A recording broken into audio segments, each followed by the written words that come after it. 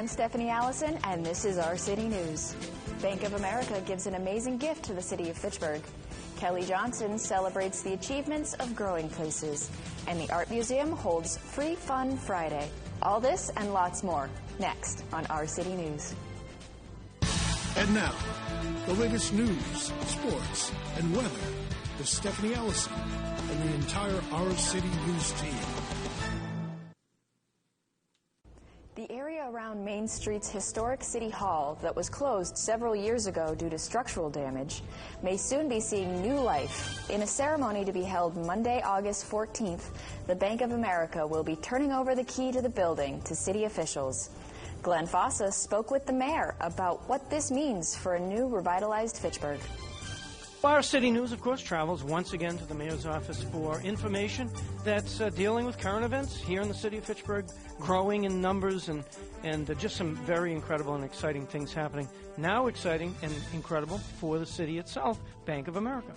Yeah, we're going to be accepting the key for the Bank of America next week, and we're just thrilled by this. It's something that we approached about 6 months ago. We brought the bank officials in, and they were just fabulous. They felt that this was a great opportunity to provide and give back to the community.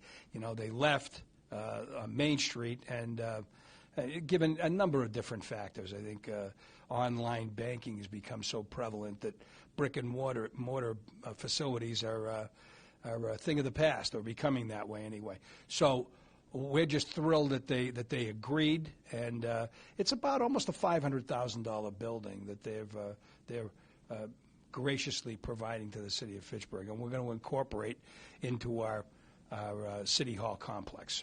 It's modern, it looks great, and of course it will complement the Fitchburg State University's acquisition of the theater block. So things have moved now even further west on Main Street to improve. Yes, I'm glad you brought that up, Glenn. The coordination along with what's happening at the theater block with Fitchburg State University is going to really bring that area alive. And we have great visions for the next 5 years when everything's up and running. The foot traffic in that area is going to be extraordinary, and from that will grow commercial and retail interests. The vision for Fitchburg and the future of Fitchburg right here in Our City News here at the City Hall offices. And now back to our newscast. Thanks, Glenn. Looking forward to seeing even more positive changes on Main Street with the future development of a City Hall campus.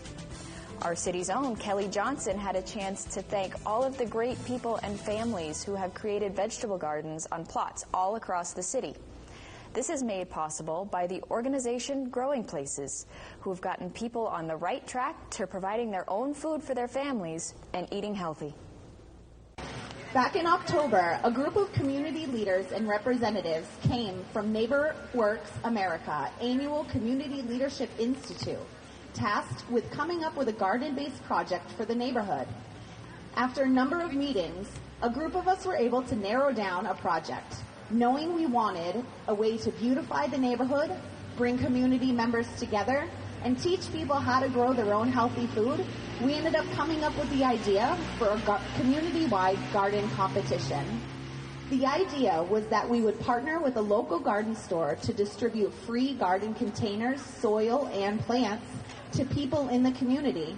Community members would get the opportunity to garden all summer at their own homes, and we'd bring the gardeners together through Facebook and community events to celebrate and learn together. We decided we'd get the word out by throwing an Earth Day celebration at the Sundial Community Garden and see if we could sign people up. The question was, who's going to come? Well, it was a rainy day, and we still had about 50 people show up, so it was a wonderful event. Within a few weeks, we had over 40 families signed up to garden. That's a very big accomplishment, so I want to thank everyone for really taking their time and commitment for this competition. With the help of Neil Zani at the Gardener's Spot in Leominster, we filled over 100 garden containers with soil and did deliveries to all the gardeners' homes. We set up a Facebook group for gardeners to share tips, photos, and encouragement. Throughout daily Facebook posts and weekly garden visits, we watched the neighborhood bloom. People who had never grown anything in their lives had 4-foot-tall tomato plants. People shared garden tips when squirrels stole their strawberry plants. And community members ate and learned together at our midsummer garden meetup. It's been amazing watching all of you succeed with your gardens. We may have set you up, but you did all the work, tending and caring for your gardens. Today, we are here to celebrate the success of some of the most exceptional gardeners. Through a judging process, we identified the best gardens in 4 different categories: best vegetable garden, best flower garden, best mixed garden, and most creative. We also decided to award gardeners who stayed involved with garden visits, posting on the Facebook page, and coming to events throughout the course of the summer. Before we begin announcing our winners, we'd like to thank a number of important partners. Thank you to Growing Places, New View Communities, Reimagine North of Maine for sponsoring this competition and pulling the Community Leadership Institute team together. Thank you to Kanisha Coy, founder and president of My Care Initiative, Angelo Bizal, Ward 5 City Councilor, and Joanne Foster, Executive Director of Growing Places, for coming out and judging all of our gardens.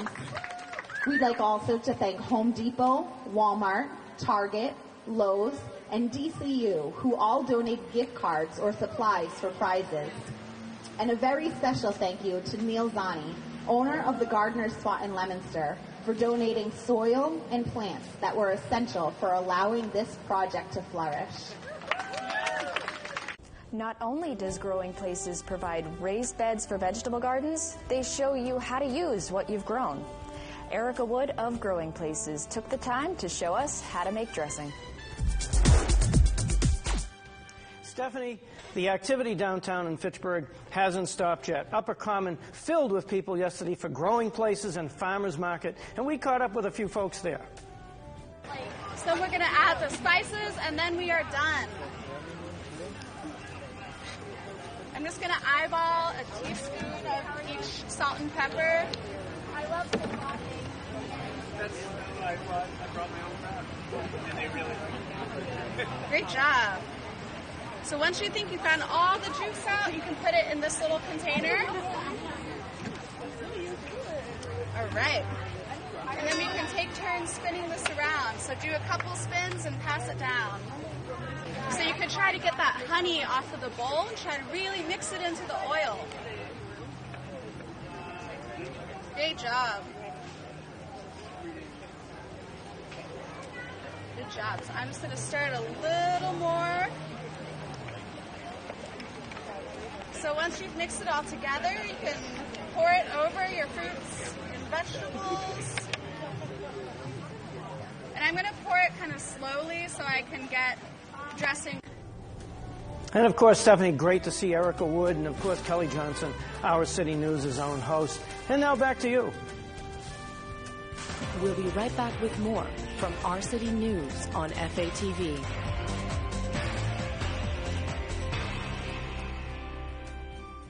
Hello and welcome to FATV, Fitchburg Access Television.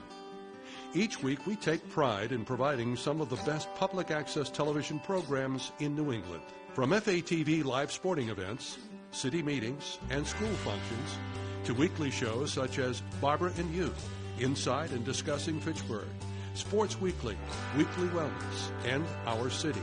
Our dedicated staff of industry professionals and hard-working volunteers is here each week, working behind the scenes, making it all happen. Besides on air, our programming is also shown live online, where you can see our shows in beautiful high definition. You can also search through our archive of past shows and watch anytime at your leisure. But did you know you can also be part of the action? Become a member of FATV, and you gain access to all the equipment, studio space, and classes that FATV has to offer. You can create your own show, volunteer for exciting live events in our studio, or all around the city in our high-quality mobile broadcast truck. The possibilities are endless. For a small fee, you can become an individual member. Or for a little more, you and a group of friends can become part of a rising trend in the future of television. From sports shows to news shows, civic events, and talk shows, you can be in the driver's seat by directing and even starring in your own production.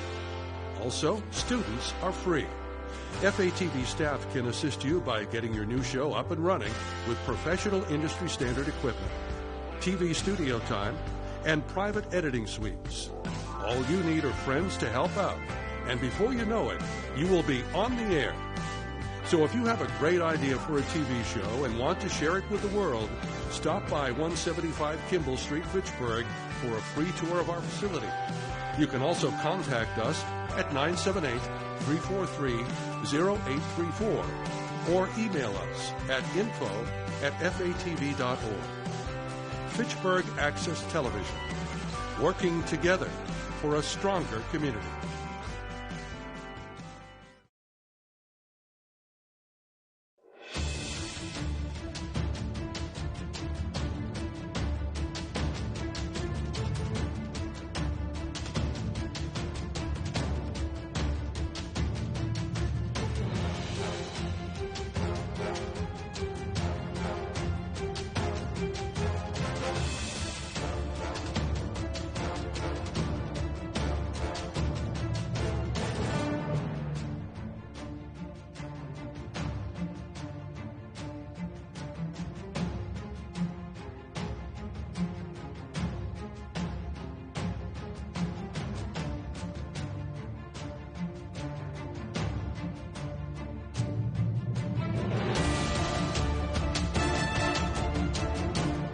I am George Meridinian, and welcome to another edition of Chess Chat.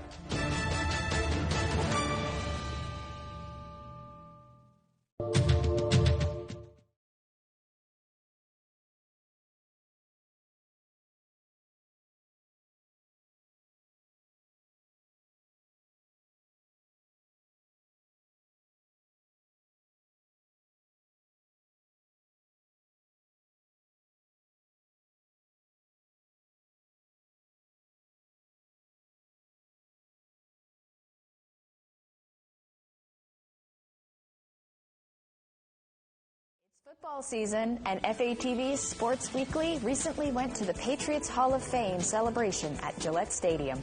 Glenn Fossa has more. Glenn? And our very own host of Sports Weekly, Alex Bogdasarian, caught up with Devin McCourty of the New England Patriots at training camp, and this is what he had to say. What's the sense of competition like out there? Oh, it's been very competitive all the way dating back to the spring. You know, even without the pads, you know, guys just getting after it.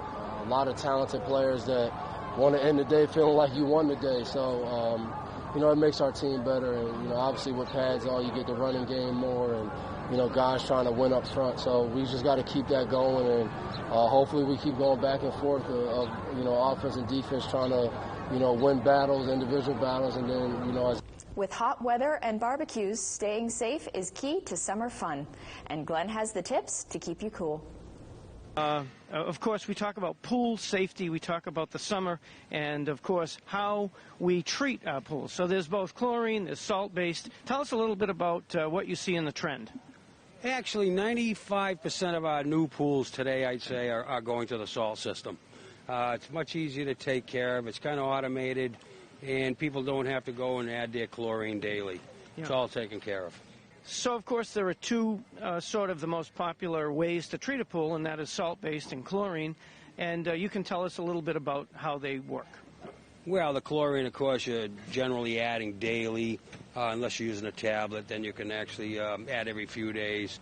Whereas the salt system is produced from a salt cell. It makes chlorine, so you're actually not adding it like you are chlorine.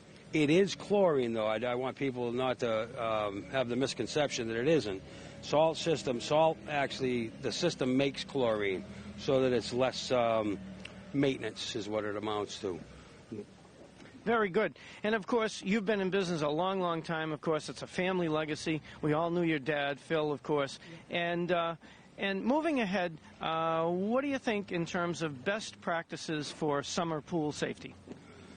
Well, some of pool safety you got to always take into consideration. Everybody's out there to have fun, but you got to be careful drinking around a pool. Diving is always an issue, and you got to have the proper equipment, being the correct fencing and so forth, and especially safety latches on gates. Excellent. And when we're around the pool, of course, we had just talked about supervision around the pool for young people, and our real young toddlers and things present special safety considerations. And tell us just a little bit about that. They do. They have special things for toddlers. One would be pool alarms. I always recommend you have to watch your kids, whether they're toddlers or up to teens. They can slip in very quickly without you even, having an eye on them. Another thing that you can acquire is what they call a baby safety fence that actually gets mounted in the deck, and they can't get by that. That's always a good idea. Yeah. Great tips, Scott, right here from Surfside Pool on Lunenburg Street in our city, the city of Fitchburg. Fitchburg City, our city news continues. Stay with us. Glenn Fossa got a chance to check out the Fitchburg Art Museum's Free Fun Friday. Over to you, Glenn. Free Fun Fridays right here at Fitchburg Art Museum. With me, Cledia Spiro. Fitchburg Art Museum, a great day, lots of exhibits, lots of folks around. Tell us a little bit more about what's going on. Yeah, so I don't know if I can hold that, but we're super excited to have this here. We had over 400 people last year, and we're expecting just as much, if not more, this year. And we have a lot of fun activities for all families, including face painting and mask making and hat making and photo booths and things like that. So it's always so much fun for families to come by. And right now we have our 82nd regional show. It's called the 82nd Regional Exhibition of Art and Crafts. So we have about 67 artists, actually, from all over within a 30-mile radius of Fitchburg. That have been chosen by an outside juror here. And then we have the Joe Landry Hyper Real Estate's solo exhibition, as well as Mr. Reinford's World. And he's also a local Fitchburg resident, which we're really excited to have. And then our ongoing exhibitions, which include Global Africa, which you see right here, Ancient Egypt, always a great exhibition for kids as they see sort of the mummification process, and we have a replica of the King Tut chair, which they get to take selfies on. And then we have Evoking Eleanor, which is the founder of FAM, and we have all of her paintings and what she's collected over in Paris. So a lot of exciting exhibitions at FAM right now for people to come see for free. So. And of course you have a partnership with Fitchburg Public School System, and kids are always welcome at Fitchburg Art Museum. Yes, absolutely. And we also have one with Fitchburg State University, which is a really great partnership which allows students to come in for free, and their faculty and staff. And we actually have a lot of great interns that come from FSU. And then many other partnerships, as you know. But one of them that's responsible for Free Fun Friday is the Highland Street Foundation. They give us a grant to be able to do this, and we were able to get one this year as well. So they're very much responsible for this fun event. Free Fun Fridays continues. Our city news coverage of this event continues, so stay with us.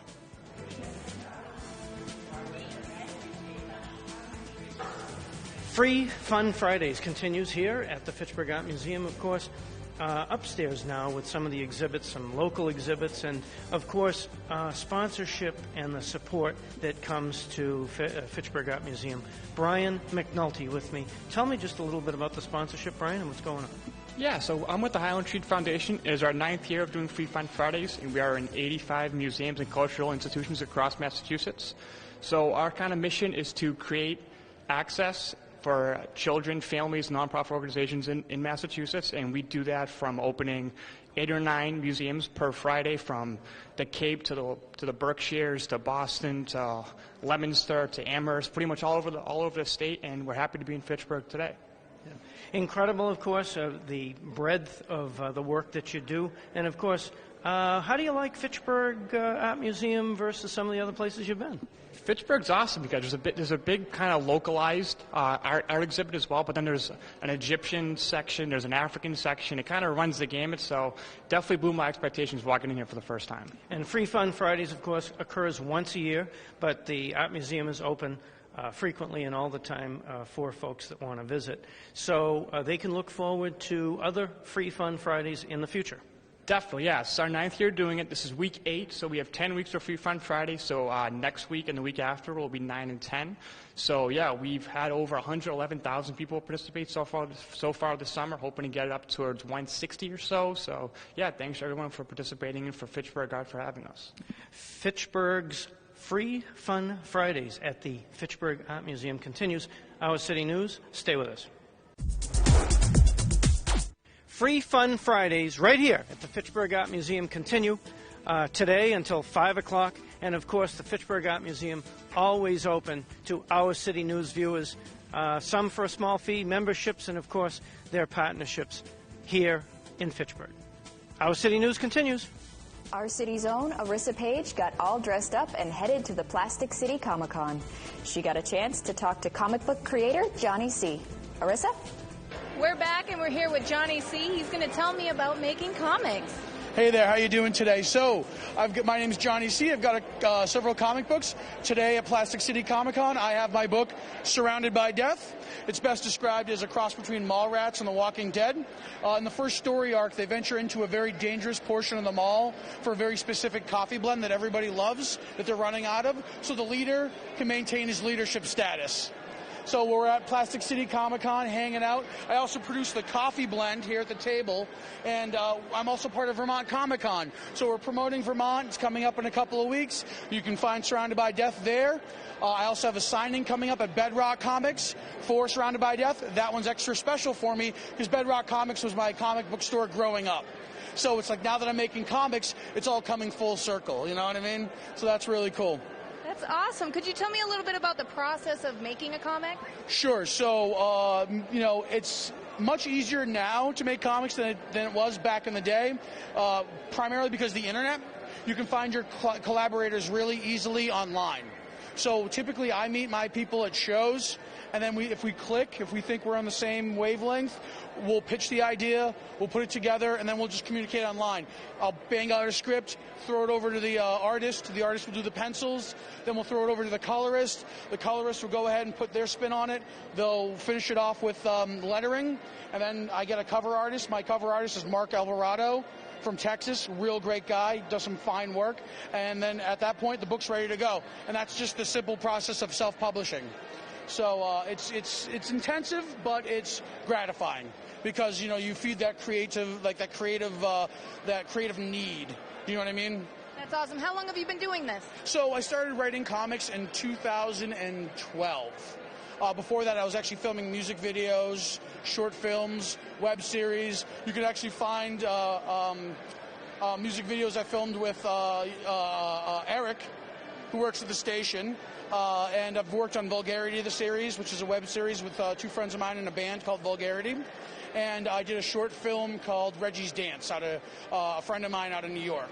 We worked on that together. Yep. So I stay busy. I always got to have some project or some creative thing going. Otherwise, I feel like idle hands. I gotta have something going. Otherwise, I go crazy. Have to keep creating. Well, Absolutely. Thank you very much. Thank you very much. I appreciate the opportunity to talk with you. Well, thank you for talking with us. Definitely. Arissa Page, Our City News. We'll be back. This week on FATV. Wednesday at 6:30 p.m., Sports Weekly.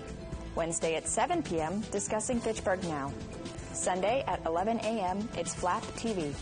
And on our government channel, Monday at 12 noon, Passing of the Keys, recognizing Bank of America's donation, live.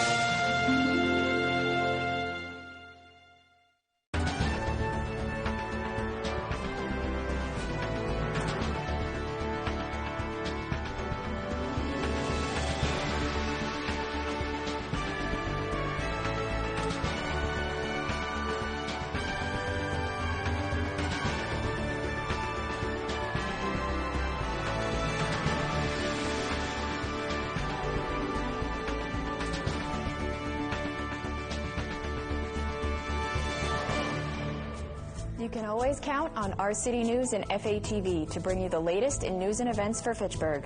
If you have a story you'd like us to share, email us at ourcitynewsfitchburg@gmail.com. This week's episode is brought to you by Dunkin' Donuts. Thanks for watching. I'm Stephanie Allison, and have a wonderful day.